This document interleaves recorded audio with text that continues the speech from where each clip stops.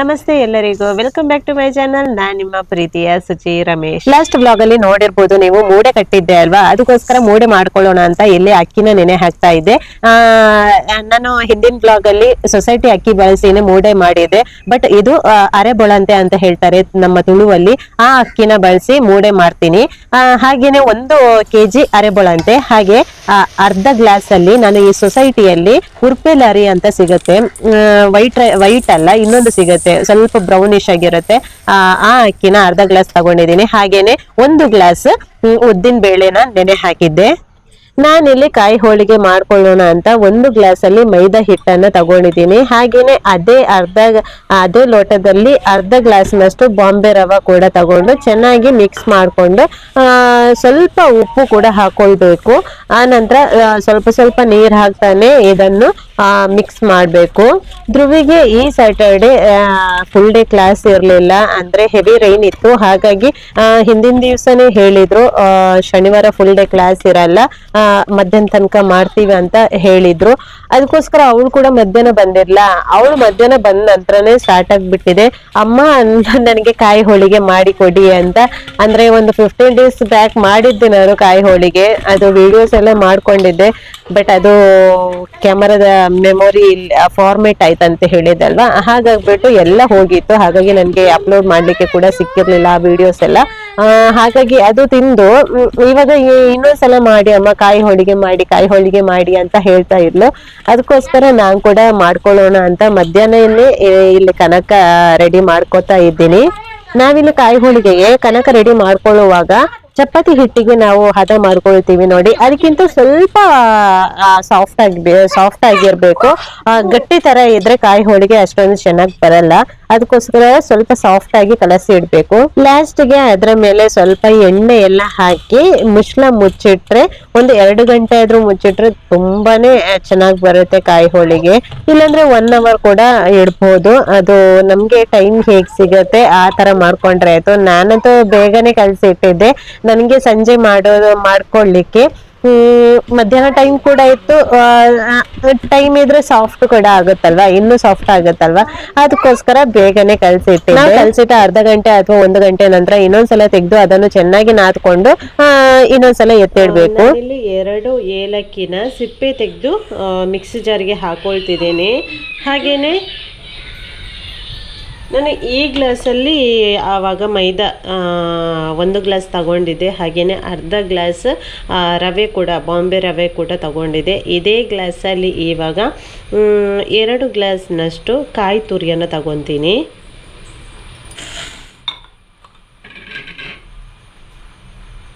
ನೋಡ್ಬೋದು ನೀವು, ಕರೆಕ್ಟಾಗಿ 2 ಗ್ಲಾಸ್, ಸ್ವಲ್ಪ ಜಾಸ್ತಿ ತಗೊಂಡ್ರು ಕೂಡ ಪರವಾಗಿಲ್ಲ, ಸ್ವಲ್ಪ ಮಿಕ್ಕಿದ್ರು ಕೂಡ ಏನಾಗಲ್ಲ.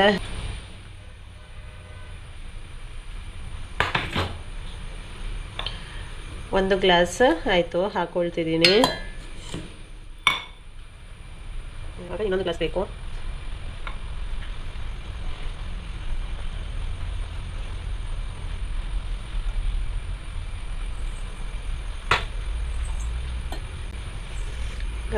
ಈಗ 2 ಗ್ಲಾಸ್ ನಾನು ಕಾಯಿ ತುರಿನ ಕೂಡ ಹಾಕೊಳ್ತಿದ್ದೀನಿ.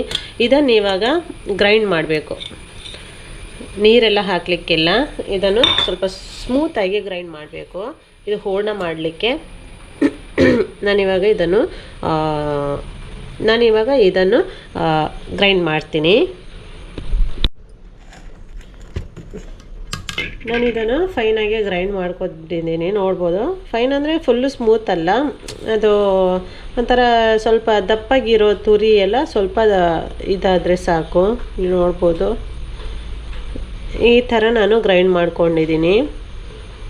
ಹುಡಿ ಆದರೆ ಆಯಿತು, ದಪ್ಪಗಿರೋಲ್ಲ ತುರಿ ಎಲ್ಲ ಹುಡಿ ಆದರೆ ಸಾಕಾಗಿಬಿಡತ್ತೆ. ನೋಡ್ಬೋದು, ಈ ಥರ ಮಾಡ್ಕೊಂಡಿದ್ದೀನಿ. ನಾನಿಲ್ಲಿ ಕಾಯಿ ಹೋಳಿಗೆಗೆ ಎಲ್ಲ ರೆಡಿ ಮಾಡ್ಕೊಂಡಿದ್ದೆ. ಅಂದ್ರೆ ಹಸ್ಬೆಂಡ್ ಬಂದ ತಕ್ಷಣ ಕಾಯಿ ಹೋಳಿಗೆ ಬಿಸಿಯಾಗಿ ಮಾಡ್ಕೊಡ್ಬೋದು ಅಲ್ವಾ ಅಂತ. ಬಟ್ ಅವರು ಕಾಲ್ ಮಾಡಿ ಹೇಳಿದ್ರು ಸ್ವಲ್ಪ ಲೇಟ್ ಆಗುತ್ತೆ ಬರುವಾಗ ಅಂತ. ಅದಕ್ಕೆ ಪರವಾಗಿಲ್ಲ, ನನ್ಗೆ ಹೇಗೂ ಸಾಂಬಾರ್ ಕೂಡ ಮಾಡೋದಿತ್ತು, ಅದಕ್ಕೋಸ್ಕರ ಕಾಯಿ ಹೋಳಿಗೆನ ನೆಕ್ಸ್ಟ್ ಮಾಡ್ಕೊಳ್ಳೋಣ, ಇವಾಗ ಸಾಂಬಾರ್ ಮಾಡ್ಕೊಳ್ಳೋಣ ಅಂತ ಇಲ್ಲಿ ಸಿಹಿ ಗುಂಬಳಕಾಯಿ ಸಾಂಬಾರ್, ಅಂದ್ರೆ ಅದು ಕೊದ್ದೇಲ್ ಅಂತ ಹೇಳ್ತಾರೆ, ಅದನ್ನ ಮಾಡ್ಕೋತಾ ಇದ್ದೀನಿ. ಇಲ್ಲಿ ನಾನು ಮಸಾಲಕ್ಕೆ 8 ರಿಂದ 9 ಕೆಂಪು ಮೆಣಸು ಅಂದ್ರೆ ಘಾಟಿ ಮೆಣಸು, ಹಾಗೇನೆ 2 ಸ್ಪೂನ್ ಅಷ್ಟು ಕೊತ್ತಂಬರಿ ಬೀಜ, 1 ಸ್ಪೂನು ಜೀರಿಗೆ, ಹಾಗೇನೆ 1 ಸ್ಪೂನು ಉದ್ದಿನ ಬೇಳೆ, ಹಾಗೇನೆ 1/4 ಸ್ಪೂನ್ ಅಷ್ಟು ಮೆಂತೆಯನ್ನ ಕೂಡ ಹಾಕಿ ಇಲ್ಲಿ ಚೆನ್ನಾಗಿ ಫ್ರೈ ಮಾಡ್ಕೋತಾ ಇದ್ದೀನಿ. ಫಸ್ಟ್ ಗೆ ಸ್ವಲ್ಪ ತೆಂಗಿನ ಎಣ್ಣೆ ಕೂಡ ಹಾಕೊಂಡಿದ್ದೆ, ತೆಂಗಿನ ಎಣ್ಣೆಯಲ್ಲಿ ಫ್ರೈ ಮಾಡ್ಕೋತಾ ಇದ್ದೀನಿ. ಆ ಉದ್ದಿನ ಬೇಳೆ ಎಲ್ಲ ಘಮ ಘಮ ಅಂತ ಪರಿಮಳ ಬರ್ತಾ ಇರುತ್ತೆ. ಆವಾಗ ನಾವು ಸ್ವಲ್ಪ ಹಿಂಗು ಹಾಕೋಬೇಕು. ಸ್ವಲ್ಪ ಅಲ್ಲಿಗೆ ಫ್ರೈ ಮಾಡಿ ಆಫ್ ಮಾಡಿದ್ರೆ ಆಯಿತು.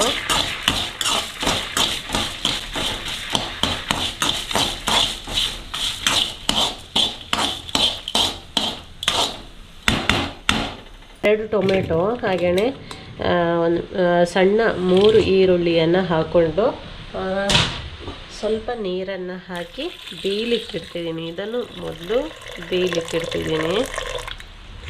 ಇನ್ನೂ ಸ್ವಲ್ಪ ನೀರು ಹಾಕ್ಬೇಕು ಅದಕ್ಕೆ. ಇಷ್ಟು ನೀರು ಸಾಕು. ಇದು ಅಮ್ಮ ಕೊಟ್ಟಿರೋದು ನನಗೆ. ಒಂದು ಮನೆಯಲ್ಲಿ ಆಗಿತ್ತು. ಒಂದು ಸಲ ನೀಟಾಗಿ ಫುಲ್ ಇದನ್ನೇ ತೊಳ್ಕೊಂಡೆ, ಆನಂತರ ತೊಳ್ಕೊಂಡ್ರೆ ಆಯಿತು. ಕತ್ತಿಯಲ್ಲಾದರೆ ಈಸಿ ಆಗುತ್ತೆ ಕಟ್ ಮಾಡಲಿಕ್ಕೆ, ಇದರಲ್ಲಾದರೆ ಸ್ವಲ್ಪ ಕಷ್ಟ.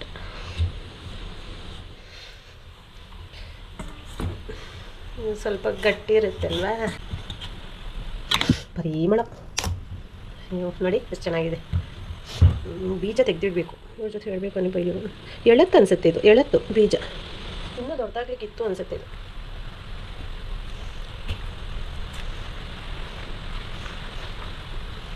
ಅದರ ಹೂವಲ್ಲಿ ದೋಸೆ ಮಾಡ್ತಾರೆ, ಎಷ್ಟು ಚೆನ್ನಾಗಿರುತ್ತೆ ಅದು. ನಾನು ಚಿಕ್ಕದಿರುವಾಗ ತಿಂದಿದ್ದೆ ಅಮ್ಮ ಮಾಡಿರೋದು ದೋಸೆ. ಚೆಂದ ಆಗೋದು ಪರಿಮಳ. ಇತ್ತೀಚೆಗೆ ತಿನ್ನಲಿಲ್ಲ. ಸ್ವಲ್ಪ ಏನೋ ಡ್ಯಾಮೇಜ್ ಇದೆ, ಸ್ವಲ್ಪ ತೆಗ್ದೆ. ಅದು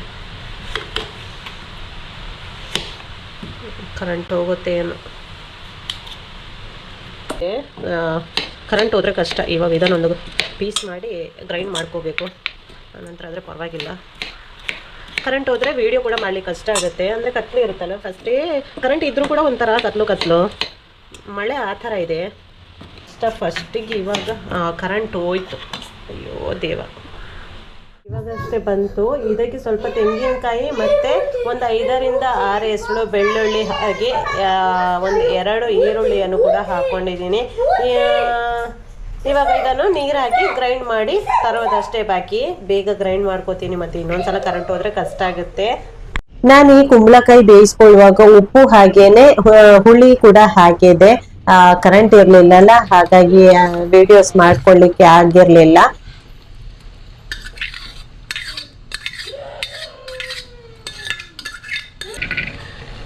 ಇವಾಗ ಬೇಳೆ ಕೂಡ ಬೇಯಿಸಿಟ್ಟ ಬೇಳೆ ಕೂಡ ಹಾಕ್ಕೊಂಡಿದ್ದೀನಿ. ನಂತರ ಇಲ್ಲಿ ಗ್ರೈಂಡ್ ಮಾಡಿಟ್ಟ ಈ ಮಸಾಲೆ ಕೂಡ ಹಾಕ್ಕೊಳ್ತಿದ್ದೀನಿ. ಹಾಕ್ಕೊಳ್ಳೋಣ. ನಂತರ ಮಿಕ್ಸಿ ಎಲ್ಲ ತೊಳೆದ್ಬಿಟ್ಟು ನೀರು ಕೂಡ ಆ್ಯಡ್ ಮಾಡ್ಕೋತೀನಿ. ಇಲ್ಲಿ ಎಣ್ಣೆ ಹಾಗೆಯೇ 1-2 ಕೆಂಪು ಮೆಣಸು, ಸಾಸಿವೆ ಹಾಗೆ ಕರಿಬೇವು ಹಾಕಿ ಒಗ್ಗರಣೆ ಕೊಡ್ತಾ ಇದ್ದೀನಿ.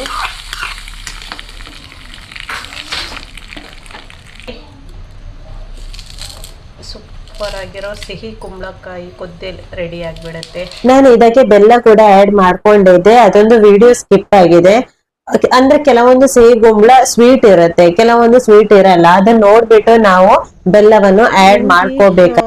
ಸಿಹಿ ಕುಂಬಳಕಾಯಿದು ಕೊದ್ದೆಲೆಲ್ಲ ರೆಡಿ ಆಯಿತು. ಇನ್ನು ಅನ್ನ ಆಗಬೇಕು. ಮಧ್ಯಾಹ್ನಕ್ಕಂದರೆ ನಾನು ಮತ್ತೆ ನಿನ್ನದು ಮಾತ್ರ ಇದ್ದಿದ್ದಲ್ವ, ಹಾಗಾಗಿ ನಿನ್ನೆದೇ ಇತ್ತು, ಅದನ್ನೇ ಯೂಸ್ ಮಾಡ್ಕೊಂಡ್ವಿ. ಆಮೇಲೆ ಇವಾಗ ಮೂಡೆ ಕಟ್ಟಿ ಇಟ್ಟಿದ್ದೆ ಅಲ್ವಾ ನಿನ್ನೆ, ಅದಕ್ಕೆ ಇವತ್ತು ಅಕ್ಕಿ ಹಾಕಿದ್ದೀನಿ, ನೆನೆ ಹಾಕಿದ್ದೆ. ನಾಳೆ ಸಂಡೇ ಅಲ್ವಾ, ಮೂಡೆ ಮಾಡೋಣ ಅಂತ. ಆಮೇಲೆ ಇದು ಏನು ಗೊತ್ತಾ, ಕಾಯಿ ಹೋಳಿಗೆಗೆ ಕನಕ ರೆಡಿ ಮಾಡಿಟ್ಟಿದೆ. ಇದೆಲ್ಲ ಗ್ರೈಂಡ್ ಕೂಡ ಮಾಡೋ ಆಗಿದೆ.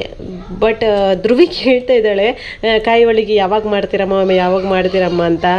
ಬಟ್ ಇವರು ಬಂದಿಲ್ಲ. ಇವರು ಬಂದರೆ ಬಿಸಿ ಬಿಸಿ ಹಾಕ್ಕೊಡ್ಬೋದಲ್ವಾ, ಅದಕ್ಕೋಸ್ಕರ ಸ್ವಲ್ಪ ಲೇಟ್ ಅಂತಲ್ಲ, ನಾನು ಈ ಕೆಲಸ ಎಲ್ಲ ಮಾಡ್ತಾ ಇದ್ದೀನಿ, ಅದನ್ನು ಲಾಸ್ಟಿಗೆ ಮಾಡ್ಕೊಳ್ಳೋಣ ಅಂತ. ನಾನು ಹಿಂದಿನ ಬ್ಲಾಗಲ್ಲೇ ಹೇಳಿದ್ದೆ, ಇದು ಉದ್ದು ನಾವು ನೆನೆ ಹಾಕುವಾಗ ಒಳ್ಳೆ ನೀರನ್ನು ಹಾಕಬೇಕು. ಅಂದರೆ ಉದ್ದು ನೆನೆ ಹಾಕಿದ ನೀರನ್ನು ನಾವು ವೇಸ್ಟ್ ಮಾಡಬಾರ್ದು, ಅದರಲ್ಲೇ ನಾವು ಗ್ರೈಂಡ್ ಮಾಡ್ಕೋಬೇಕು ಅಂತ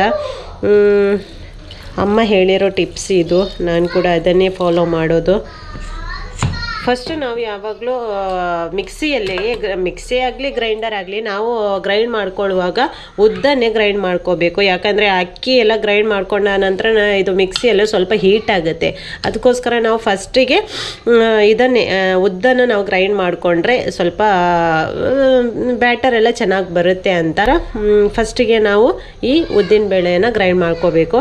ಮಾಮೂಲಿಯಾಗಿ ನಾವು ಇಡ್ಲಿಗೆಲ್ಲ ಹೇಗೆ ರುಬ್ತೀವಿ, ಫರ್ಮೆಂಟೇಷನ್ಗೆ ಹೇಗೆ ಇಡ್ತೀವಿ ಆ ಥರನೇ ಮಾಡಿದರೆ ಆಯಿತು. ಅದರಲ್ಲಿ ಏನು ಚೇಂಜಸ್ ಇಲ್ಲ. ನಾನು ಇದೆಲ್ಲ ರುಬ್ಬಿಟ್ಟು ನಂತರ ನಿನಗೆ ಕಾಯಿ ಹೋಳಿಗೆ ಮಾಡೋ ವಿಧಾನವನ್ನು ಕೂಡ ತಿಳಿಸ್ತೀನಿ.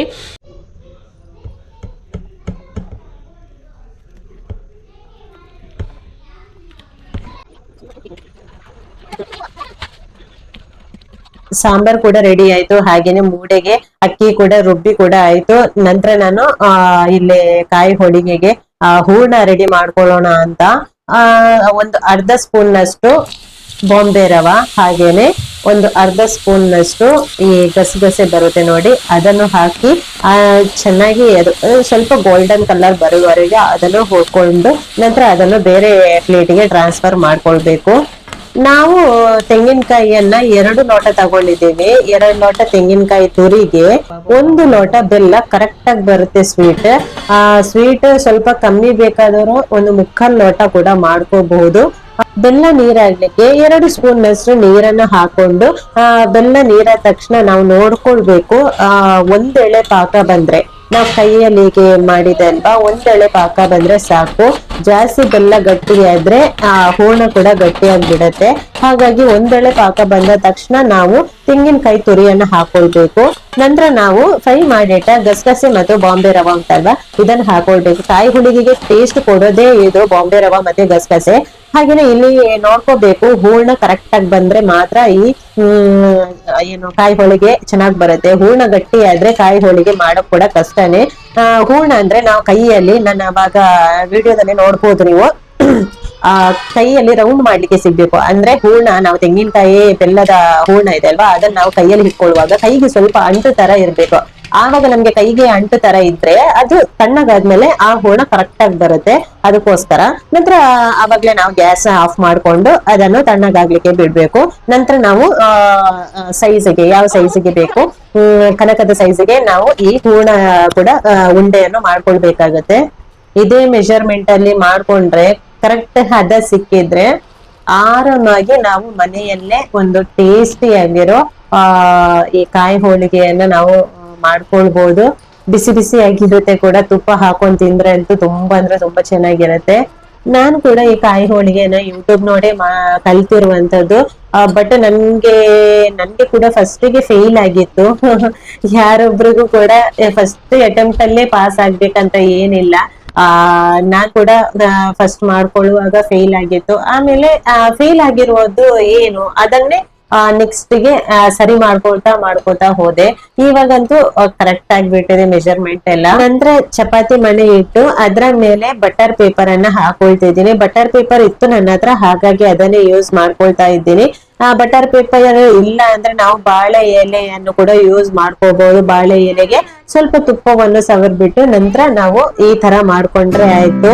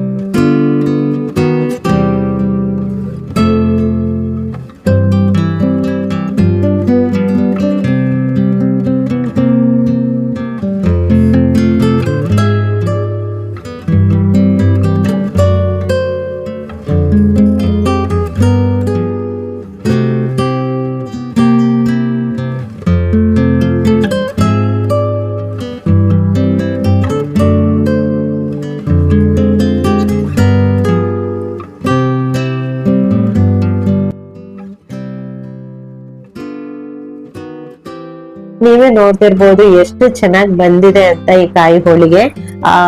ಲಾಸ್ಟಿಗೆ ನಂಗೆ ಅದನ್ನು ಕಟ್ ಮಾಡಿ ತೋರಿಸ್ಲಿಕ್ಕಿತ್ತು, ಬಟ್ ತಿನ್ನೋದ್ರಲ್ಲಿ ಬಿಸಿ ಆಗ್ಬಿಟ್ವಿ. ಬಿಸಿ ಬಿಸಿ ಇತ್ತಲ್ವಾ, ತುಪ್ಪ ಹಾಕೊಂಡು ತಿನ್ನೋದ್ರಲ್ಲಿ ಬಿಸಿ ಆಗ್ಬಿಟ್ವಿ. ಹಾಗಾಗಿ ನನ್ಗೆ ವಿಡಿಯೋಸ್ ಎಲ್ಲ ಮಾಡ್ಕೊಳ್ಲಿಕ್ಕೆ ಕೂಡ ನೆನಪೇ ಇರ್ಲಿಲ್ಲ. ಫೈನಲಿ ತುಂಬಾ ಚೆನ್ನಾಗಿದೆ. ಒಮ್ಮೆ ಟ್ರೈ ಮಾಡಿ, ಇದೇ ಮೆಜರ್ಮೆಂಟ್ ಅಲ್ಲಿ ಟ್ರೈ ಮಾಡಿ, ಚೆನ್ನಾಗಿ ಬರುತ್ತೆ ಕೂಡ. ಇವರು ಬರುವಾಗ ಚಿಕನ್ ಕೂಡ ತಂದಿದ್ರು. ಅಂದ್ರೆ ಸಂಡೆಗೆ ಮಾಮೂಲಿಯಾಗಿ ಚಿಕನ್ ಮಾಡ್ತೀವಲ್ವಾ, ಅದಕ್ಕೋಸ್ಕರ ಕೆಲವೊಮ್ಮೆ ಸಂಡೇನೆ ತರ್ತಾರೆ, ಕೆಲವೊಮ್ಮೆ ಸ್ಯಾಟರ್ಡೆ ಕೂಡ ಸಂಜೆ ತಗೊಂಡ್ ಬರ್ತಾರೆ. ಹಾಗೆ ಇದು ಕೂಡ ಸ್ಯಾಟರ್ಡೆ ತಗೊಂಡ್ ಬಂದಿದ್ರು. ಹಾಗೇನೆ ಲೆಗ್ ಪೀಸ್ ಕೂಡ ತಗೊಂಡ್ ಬಂದಿದ್ರು. ಹೇಗೋ ಸಿಹಿ ಕುಂಬಳಕಾಯಿದು ಸಾಂಬಾರ್ ಇತ್ತು ಅಲ್ವಾ, ಅದಕ್ಕೋಸ್ಕರ ವೆಜ್ ಅಲ್ವಾ, ಒಂದು 5 ಪೀಸ್ ಲೆಗ್ ಪೀಸ್ ಅದು ಏನಾದ್ರು ಸ್ಪೆಷಲ್ ಮಾಡ್ತೀನಿ ಅಂತ ಲೆಗ್ ಪೀಸ್ ಮಸಾಲಾ ಅಂತ ಅವ್ರದೇ ರೆಸಿಪಿ. ಅವ್ರೇನ್ ಫಸ್ಟ್ ಟೈಮ್ ಮಾಡ್ತಿರೋದು, ನಾನೇ ಮಾಡ್ತೀನಿ ಅಂತ ಹೇಳಿದ್ರು. ನನ್ಗಂತೂ ಫುಲ್ ಖುಷಿ. ಅವ್ರು ಏನ್ ಮಾಡಿದ್ರು ಕೂಡ ನನ್ಗಂತೂ ತುಂಬಾ ಇಷ್ಟ. ಏನೋ ಒಂದು ಕೈ ರುಚಿ. ನಾನ್ ಮತ್ತೆ ಧ್ರುವಿ ಯಾವಾಗ್ಲೂ ಹೇಳ್ತಾ ಇರ್ತೀವಿ, ಪಪ್ಪನ ಕೈಯಲ್ಲಿ ಏನೋ ಜಾದು ಇದೆ ಅಲ್ವಾ ಅಂತ.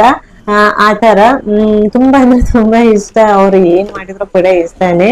ಇಲ್ಲಿ ಮಸಾಲಕ್ಕೆ ಒಂದು 4 ಸ್ಪೂನ್ ಅಷ್ಟು ತೆಂಗಿನಕಾಯಿ ತುರಿ, ಹಾಗೆ ಈರುಳ್ಳಿ ಸ್ವಲ್ಪ ಜಾಸ್ತಿ ಹಾಕೊಂಡಿದ್ದಾರೆ, ಬೆಳ್ಳುಳ್ಳಿ, ತುಂಡು ಶುಂಠಿ, ಹಾಗೆ ಪೆಪ್ಪರ್, ಕೊತ್ತಂಬರಿ, ಜೀರಿಗೆ, ಮೆಣಸಿನ ಪುಡಿ, ಹಾಗೆ ಅರಶಿನ ಪುಡಿ, ಇದನ್ನೆಲ್ಲ ಹಾಕಿ ಚೆನ್ನಾಗಿ ಗ್ರೈಂಡ್ ಮಾಡ್ಕೋಬೇಕು. ಸ್ಮೂತ್ ಆಗಿ ಗ್ರೈಂಡ್ ಮಾಡ್ಕೊಳ್ಬೇಕು. ಅದಕ್ಕೆ ಉಪ್ಪು ಕೂಡ ಹಾಕೊಂಡಿದ್ದಾರೆ. ನಂತರ ಇಲ್ಲಿ ಮ್ಯಾರಿನೇಟ್ ಮಾಡ್ಕೊಳ್ಳಿಕ್ಕೆ ಅದರಿಂದನೇ ಸ್ವಲ್ಪ ಮಸಾಲವನ್ನು ಮ್ಯಾರಿನೇಟ್ ಮಾಡ್ಕೊಳ್ಳಿಕ್ಕೆ ಹಾಕೊಂಡ್ರು. ಅದನ್ನ ಹಾಕಿ ಒಂದು 10 to 15 ಮಿನಿಟ್ಸ್ ಬಿಟ್ಟು ನಂತರ ಅದನ್ನು ಫ್ರೈ ಮಾಡ್ಕೊಳ್ತಿದ್ದಾರೆ.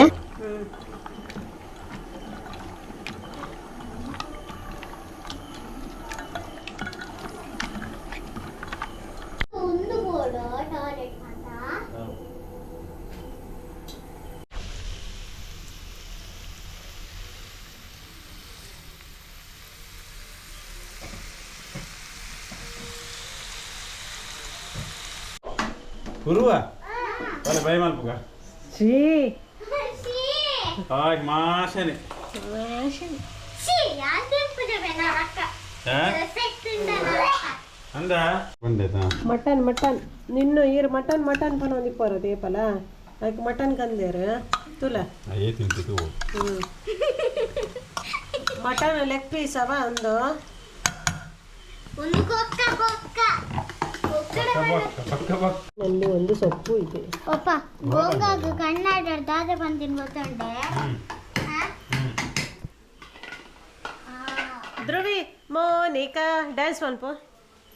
ಅದೇ ಮೋನಿಕಾ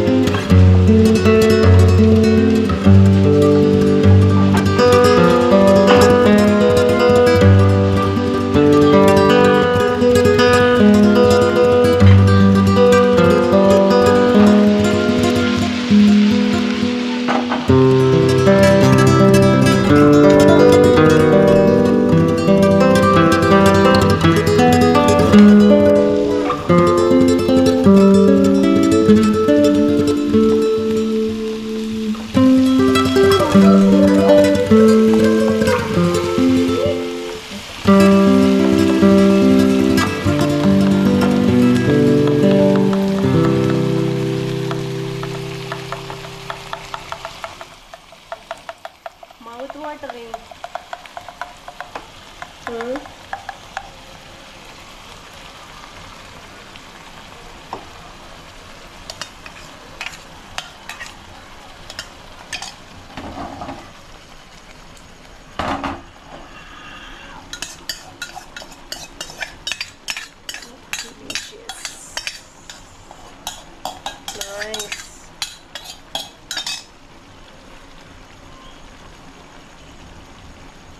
ಮೆಲ್ಲ ಮಾಡೋದೊಂದು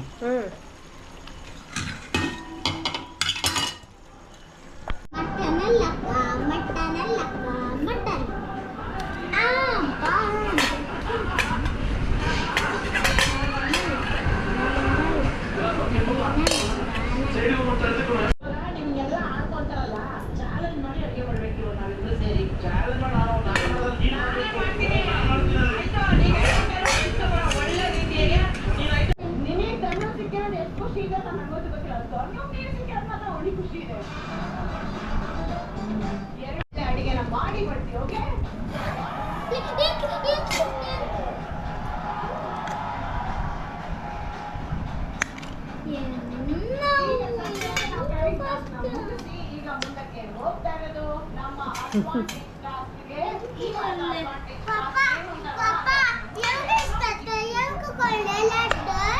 ಮಟನಾ ನನಗೆ ತಿಂದಿನ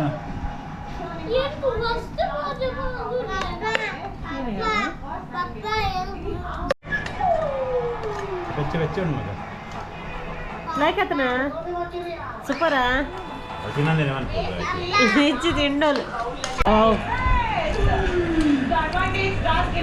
ನೈಸ್ ಖಾಲಿ ಈತೆಯ ಅವಳಿಗೆ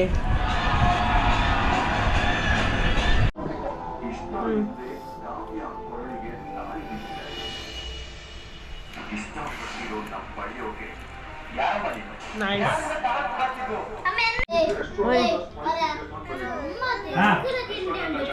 ಇಂತೆ ಬಂದ ನೀನು ഞാൻ ಬಂದ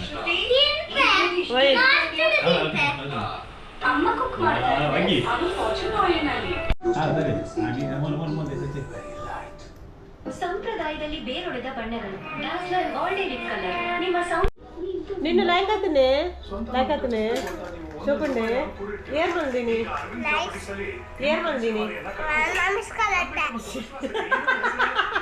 రమేష్ కల్లెట్ట బండి ఏరు రమేష్ కల్లెట్ట బండి ఏరు ಸೊ ಈ ವ್ಲಾಗನ್ನ ಇಲ್ಲಿಗೆ ಎಂಡ್ ಮಾಡ್ತಿದ್ದೀನಿ. ಸಿಗ್ತೀನಿ ನೆಕ್ಸ್ಟ್ ವ್ಲಾಗಲ್ಲಿ. Thank you for watching.